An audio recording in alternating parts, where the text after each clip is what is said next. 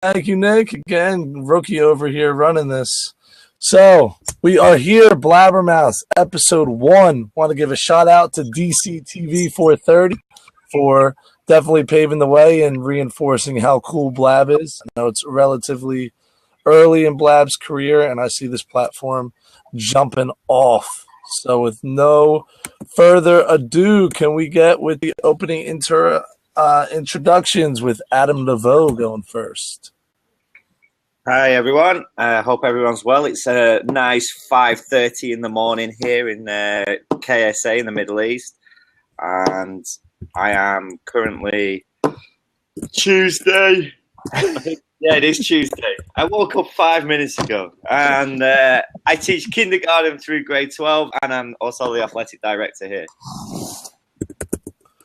All right, whoever one of you two wants to step up, you're more than welcome. Go ahead, Andy.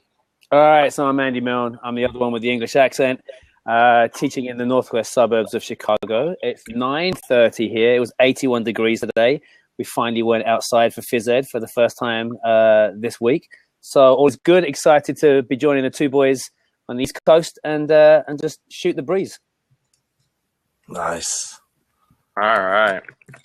So the other man in red, I am Nick Enlick. I am from York, Pennsylvania. I teach elementary K through 6 health and phys ed. So I'm in about my 10th year now.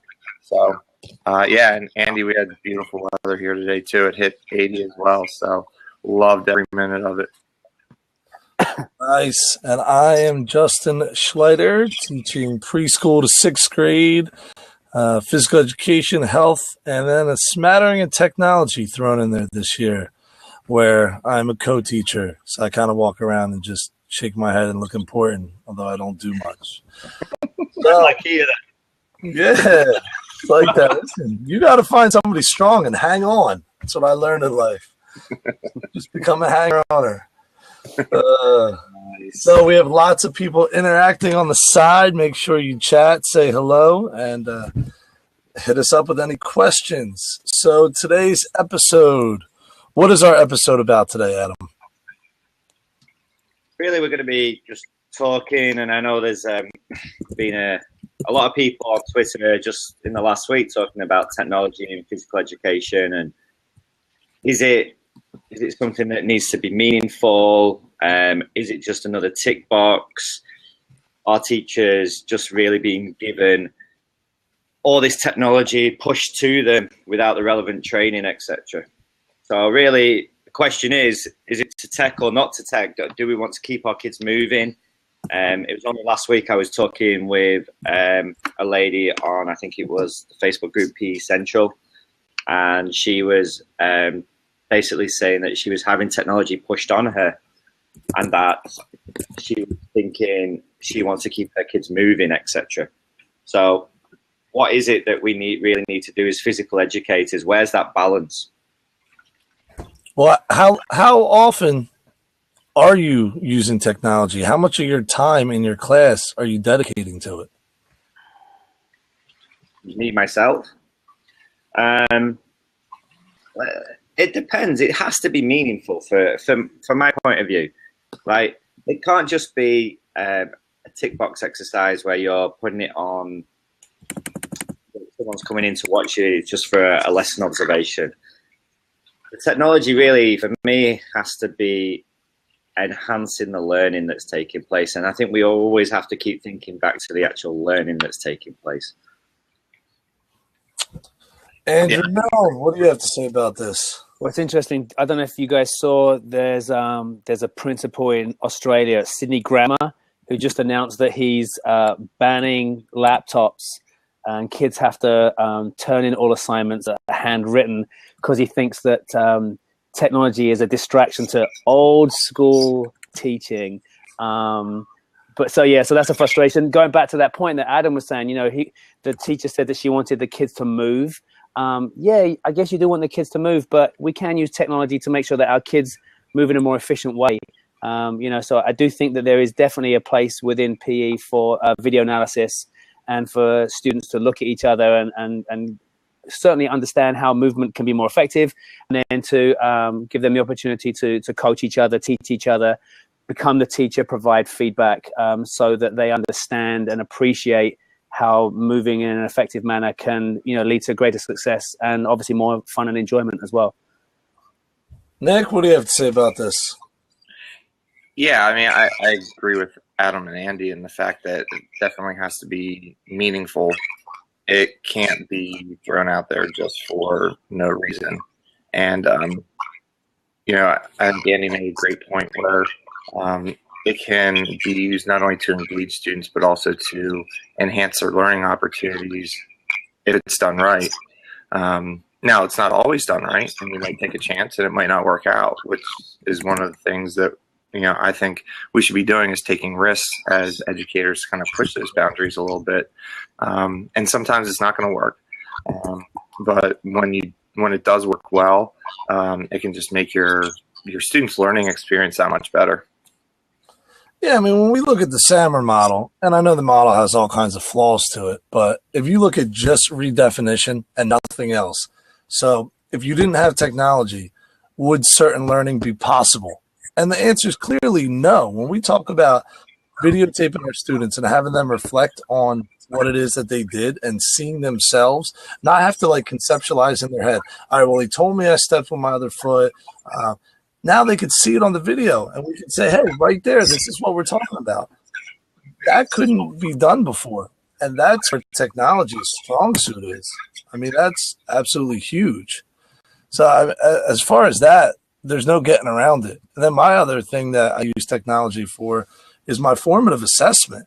I mean, for me, paper gets lost. I have no organizational skills. So now suddenly they could all do it. It takes them 3 minutes. I save it on a Padlet. I save it in a Google form. It's all there when I need it. It's just so much easier and more effective for me.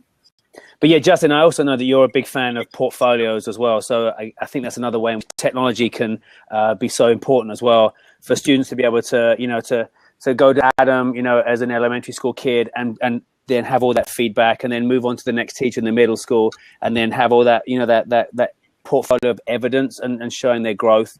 I think that's a really powerful tool. I think portfolios are underused a great deal, and yet their potential is above and beyond anything that we've really looked at. Because I think to be effective, they have to run from K through 12. So we haven't seen kids go through that full remit yet. But as soon as we get a K through 12 situation, I think we'll realize just how important the portfolios really are. Yeah, I agree. I mean, at the young level, letting parents come in and see that through the digital portfolios. Your kid, what you doing in phys ed today? We ran around, we played this. Again, now they hear the words, they kind of can picture it. They see it on the digital portfolio if they're progressing with the skills. It's fantastic. Yeah, but we've got to start that continuation that Andy's just talking about. We're currently in basically a time in our lives where we don't know what the future really holds. Technology is changing so quickly. We don't know what jobs are even going to be available because the job market is obviously getting a lot smaller and it's a lot more competitive for jobs. Even when I left my role back in England 4 years ago, I had 150 people apply just for my position. So, and that seems to be the norm, where it's going to be about 100 to 200 people applying for every single position. So if we don't know what jobs we're preparing students for and technology is changing yet, we need to try and use this technology to solve problems that we're obviously looking for. Yeah, I think the other thing too that we have to look at is in my mind, there's a split. There's two types of technology in phys ed. There's student use and there's teacher use. Okay. So sometimes student use, yes, can get in the way of things and take away from activity if it's not set up correctly. But Justin was alluding to the fact that teacher use and making yourself more efficient, more organized, I'm the exact same way he is. I lose papers. I can't keep track of stuff. But in Google Drive and everything else, I don't even need to. I can just go up and search for it, and it pops it up for me. So I don't even have to be organized. It does all the work for me. So for me as a teacher, definitely it's a must. But then when I have my students using technology, that's where I have to become more selective and more critical of what technology I use and how I had it set up. Any last thoughts? Last thoughts on this? Anyone? What they're talking about blended learning out there. Mr. Bassett and I think Kim Ballard and a bunch of them talking about some blended learning courses. Again, I don't see a huge problem with it as long as the movement's still there. We can't take our phys ed programs and put them completely online because then the same problem comes up there. Yeah, But I just want to go back because we're talking about, we're moving on, but we're actually missing the pedagogical point. You know, like we're actually not thinking about the technology and learning. There needs to be this connection. So you need to have your curriculum knowledge. You need to maybe have some technology knowledge. You also need to have instructional, and we need to be combining these together and thinking about how is this within our pedagogy? How is this improving learning? Mm-hmm. Like, I just think we need to, as educators, sometimes I won't use technology. I won't use technology for maybe a week, 2 weeks, a month. If it's not needed, we don't need to be using it. But it would be remiss of us to not implement it just because we don't feel comfortable with the tech. It's not fair on our students if we don't do that. One, we need to encourage our students to get out of their comfort zones anyway. They need to see us try something new, and if we fail in front of the kids and we fail forward, and that's all good, right? But it's not fair for us to say to kids, well, I didn't have tech when I was a kid. I feel uncomfortable with tech right now, so I'm not going to teach with technology, because then we're going to have this generation of kids going through. They're going to graduate from school and they're going to be like, oh, yeah, technology. Wish we did more of that in school. So we need to at least give them the opportunity. And if you want to ask, is technology right within phys ed? You're asking the wrong people. Don't ask us. Ask the students, because they know. If it doesn't work for them, they'll tell you that it doesn't work for them. You know, we're a one-to-one iPad school, and a lot of my students don't like the idea of using iPads in which to submit assignments and to read. They want to pick up a book and they want to go old school, and that's completely fine. And that's really valid feedback that I know our school will act upon, but we need to be asking the students, not asking for old white dudes. Well, the thing is, Andy, though, our students are our customers. Yeah. You know, so that's who we're working with, and student voice is so important. And I think that could be another show further down the line where we do talk about student voice and how that really can affect our decision making, or it should affect our decision making when we're looking at moving programs forward, etc. The only problem, I don't feel like. Sorry, finish up, Adam. My fault. Oh, you're so polite. No, I'm used to it, Justin. I'm used to you just playing. But I'm just thinking, like, my kids, they sit there and they complain, oh, this is phys ed, this isn't technology. They complain. I make them use the Chromebooks for 3 minutes at the end of class to write a Padlet down. And they went from doing not a lot of exit tickets before I actually had my stuff together in a way that was meaningful. So any change for them, they're not going to like that much. So I tell them, literally, the limit is 3 minutes. I stop the class with 3 minutes left, and I have the Padlet up there, and I have my exit ticket question, and they're sitting there complaining about it. And they, I could go, I'll bring it out there, Matt. So it's very, we love the student choice and student voice, but at some time, we're the teachers, and we have to kind of say, hey, you might not get it right this second, and this isn't all the time, but at some point you're going to see where this is beneficial to you. And I think that's where educators get lost a little bit with the whole student voice. It's like, oh my God, we go through everything. We're going to do whatever they want. Well, I know a little bit, just a little bit. And sometimes I know the direction where they need to go better than they do when it comes to the tech. Yeah, I think earlier, Andy was making the point, and it made me think that we also have to meet our students where they're at. So our students today are using technology. I mean, the majority of them are in some way, shape, or form. And I think we'd be remiss if we didn't meet them there and we didn't use what they're currently using, what their tools are. And I think that's something that, when I hear teachers saying, well, I'm not very good, I don't know much about it, so I don't really use it. All of our kids are already using it. So you don't have to be the expert in the room. Learn with your students. I have kids showing me stuff and telling me stuff all the time. And, that's great. And I look at it, I'm like, how did you know that? Well, I was messing with it and I figured it out. Good. So now I know it. So, you can learn with them as opposed to having to be that expert all the time. All right, I'm sure we could spend 14 billion hours talking about tech integration in class, and I'm sure it's going to pop up over and over and over again, which brings us to Mr. Laveau, the beginning stages of a technological dynasty over here. Can you tell us from your blog, what is your tech tip of the week? What do we need to know about you? Okay, so I'm going to actually come back to a post that I've just written in the last 7 days, and it's an app called Office Lens, and I really encourage you all to go and check this out, because just when we're talking about technology and how it can change things, this is like the best photocopier in the world in your pocket. So I've got my worksheet here. I open up Office Lens. All right. And basically, I can make a choice now of there's a few different settings. There's business card.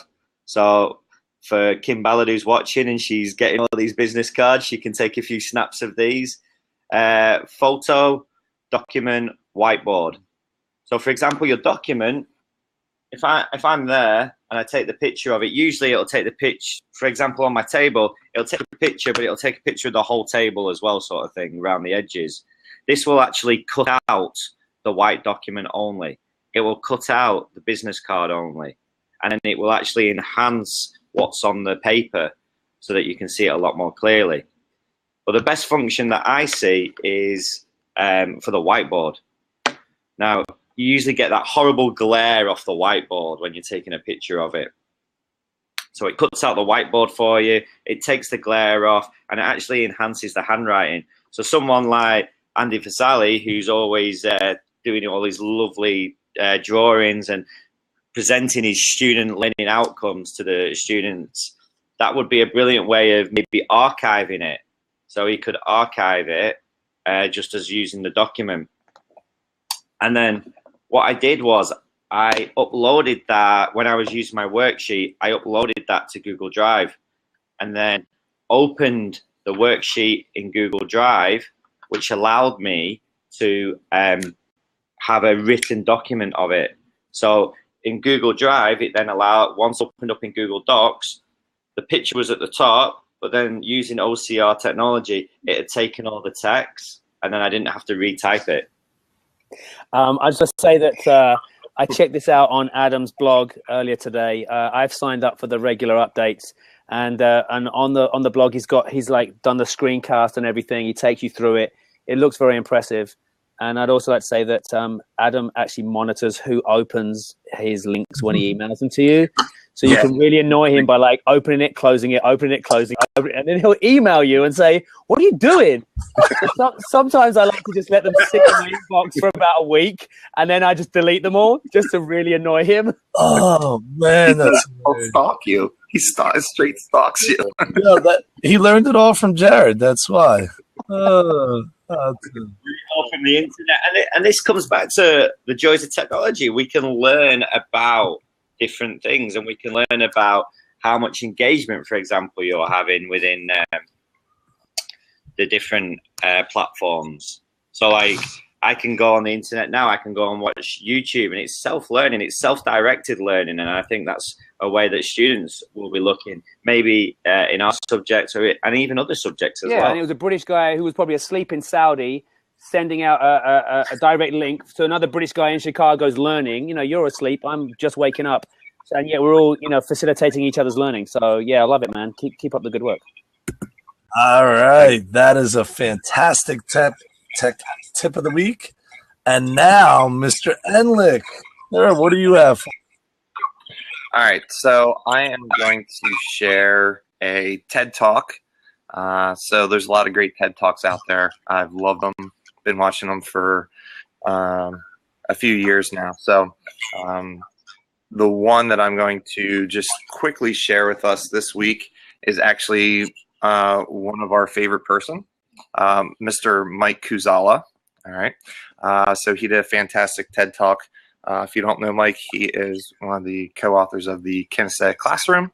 And so his video was really good. So not only did we do our book study with him and interact with him on a regular basis on Voxer, but I thought, no better way to start off Blabbermouth than to drop the link to Mike's TED Talk in here.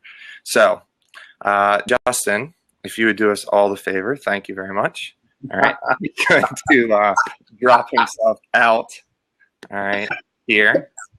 And let's see if we can get this to drop in. The show just started, Justin. Now you've left. It won't let me do it that way. All right. I'm going to get that link for everybody here. But definitely a must-see. We'll just give you a quick intro here to give you a taste of some of the work that Mike does, and then we'll go from there. And then we'll post the link. So if you have not seen it before, definitely follow the link and check it out. It is a must.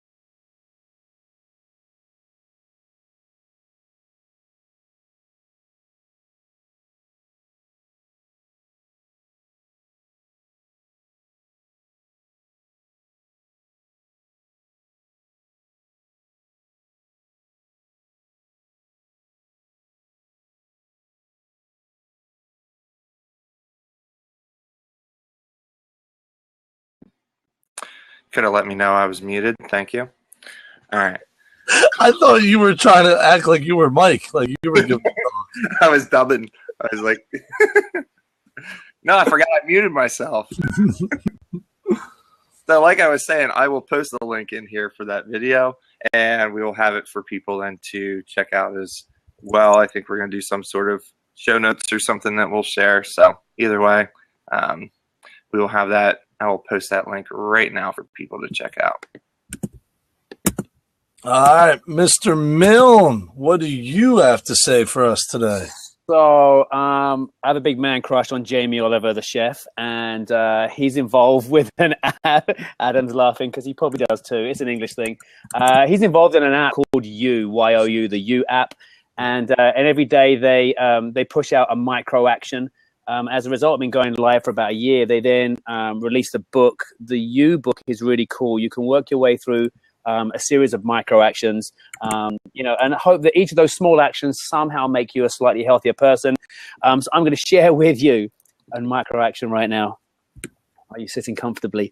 This one says, pay someone a compliment. I'm a big fan of paying compliments to people. If you know me, you know I have the free compliments Friday. I encourage students to compliment each other on a Friday. So your micro actions to perhaps consider this week is to give and receive praise. By doing so, not only will it make yourself feel good, but it may make the receiver feel good too, and put a string in your step. Be mindful and vocal about the contributions and positive attributes of others and feel the boost. I listened to Jorge's outstanding Voxcast this week, where he asked people to just share their thoughts on the Shape Minneapolis conference. And it just took me back to 2 weeks ago. So I've made it a goal of mine this week. Every morning on my drive to school, I'm going to call one person that I interacted with at Shape, and I'm going to leave them a Voxer message and just say what it meant for me to interact with them. And that's going to be my theme for the week. So micro actions it is. Huge. I'll tell you what, when I get that side Vox, that direct message on Twitter, like, yeah, I like what you did, or thanks for whatever, definitely a pick me up. Huge. Absolutely. Yeah. Adam Metcalf, you know Adam, he's here in Illinois. I left him a really long message one time just saying what I thought about him as an educator. I thought he was a great guy. And his mom had come to visit him, and he showed his mom. Oh, no, his mom played the Voxcast. His mom played the audio message, and she started crying. It was so special for her to hear how other people perceive her son. So it's a very powerful thing. Yeah, he shared cricket with me back in the day, and I was like, wow, this is absolutely amazing with his foam stuff. Adam is a good dude. Not this Adam, the other one. So This Adam's all right. One of the news articles that I came across that I thought was really cool is an app that was created, and it's called Pocket Points. Now, it's pretty crazy. I shared this in the P Technology Voxer group. So what happened is these college students were looking in class, and everyone's like this in the class at their phone. Nobody's paying attention to the professor. So they said, technology definitely has an addictive side to it. So how could we help this? So they created something using a geofence. Adam, do you know what a geofence is? I'm going to go to my tech expert here. Yeah, I definitely do, because they're talking about geofencing drones in and around airports. Mm-hmm. A drone just hit a plane in Gatwick. Yeah, I saw that. They're going to set up that fence. It means that you can't take any kind of Wi-Fi into that. They do that with Yik Yak to stop kids from bullying each other within a school, the confines of a school. Absolutely, yeah. Yeah, Yik Yak's a huge problem with the anonymous stuff. What way to add 2 and 2 and get 5? Very nice, sir. So they set up a geofence around the school. When you come in, your phone is, and you set it. Their app's going to be so you could set it. And when your phone goes dead, from not dead as in off, but dead as in you can't get a signal, so you can't text, you can't do anything, then you start to accrue points. And these points are good for local stores and eateries. So the colleges has teamed up with businesses to say, hey, if you're in class and you set your phone to this, and right when you walk in, automatically we'll shut everything off for you so you can't get the signal. And the longer you are on, the more points you accrue. And I'll put this link in there right now so people can kind of see it. And the more points you'll accrue, and then when you go, they give you a coupon or they give you a free something. So it's free advertising for the business.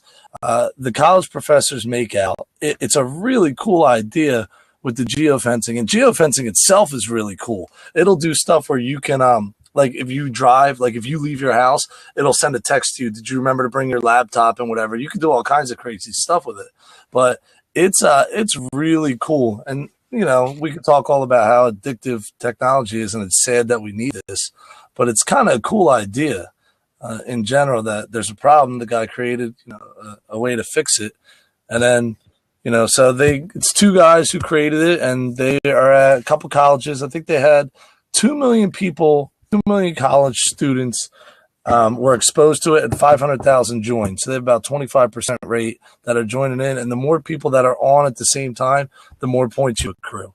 So check the article out. Really cool idea. And as an aside, I just found out you cannot like yourself. They will not give you those high 10s by liking yourself. Justin's been trying all night. High 10s for everybody. Listen, I'm so close. Look, I'm at 10s for everybody. I'm going to end it now. Pause recording.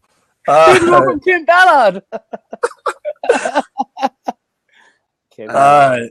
You could turn it on and off, and it's on it, so you control it, Sarah. And when you leave, I think it would automatically shut off. All right, closing thoughts. First, thank everybody who gave us time at 10:30 if you're on the East Coast, and if you're other places, thank you for your time at all. Any time spent listening to us four dummies talk is absolutely amazing that people would give that up. Mr. Laveau, you first. Have you guys paid attention to that at the top? Like, have you No. looked at that at all? Anybody viewing or whatnot? Occasionally I looked up there and I'm like, it's going to be blank. Other than of course I see a couple people typing on the side, but yeah, I'm amazingly surprised that people decide to chime in and stay. It's one thing to check us out, but they stayed. So that's a good sign. Nice. Anyone else? No, not really. I mean, I'm blown away by just how useful this is. It's funny how, I'm used to Google Hangouts and how everyone's really polite and talk over each other. And this gives you the opportunity to do that. Definitely. It's all about talking over And people. interrupt and don't let anybody finish their sentences. It's not like some people are really rude in this group. Yeah, I'm done. I'm out of here. I'm done. All right. Well, thank you very much, people. I enjoyed it. Should I do some going out music, or are we all? Yeah, kick me out and play the theme music again for those who want to. All right. Let's see if I can. Oh, I put it up top on the dock, so I'm going to get the theme music, kick it out, and then we'll ask Blab to help us out with the stuff, and I will see you all on Voxer. You don't want to see that, Sarah. Kick him out. Peace. Drop the link in. There we go. And heads up, drop-ins won't show in the recording. I don't care if they'll show in the recording or not. But we should Here we still go. hear it. And hopefully we will still.